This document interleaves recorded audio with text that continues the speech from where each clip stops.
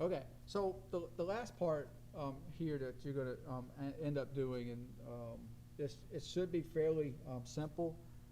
What are you passionate about? I mean, think about what are you passionate about. What would you like to convince somebody of? And maybe not in a Patrick Henry way.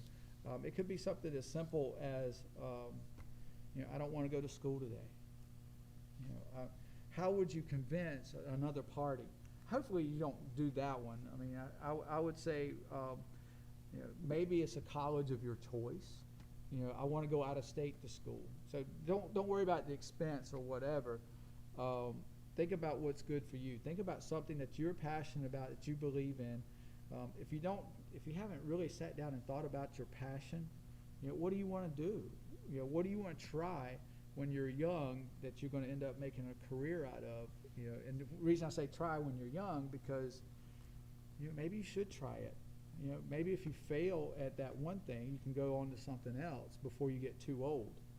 Like the person who's 30 years old and decides to go into nursing or whatever, and they go and do that, and then when they start doing their clinicals, they realize, well, crap, I don't want to do this because I'm changing bedpans. Crap, bedpans. So, or maybe they're not good at talking and working with sick people, and they realize, wow, I just wasted $20,000 on school.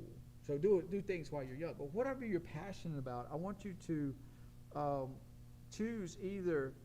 You can choose two things, but don't choose all three. Ethos, pathos, logos, to support that passion, and just write it in a paragraph. It doesn't have to be an exact thing. And I know you wrote a persuasive essay in 10th grade, or at least your 10th grade English, or you should have. If you didn't, it was because of COVID from March 13th last year. But this is not going to be an essay. I just want you to write persuasively. I want you to explain something to somebody and get them to make a decision in a little short paragraph. Again, this is not a big exercise on a persuasive speech. It's really getting your ideas on paper.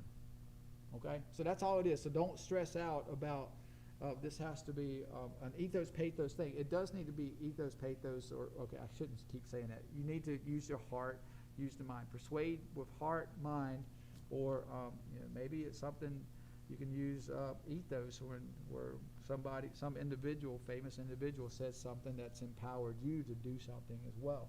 But think about that.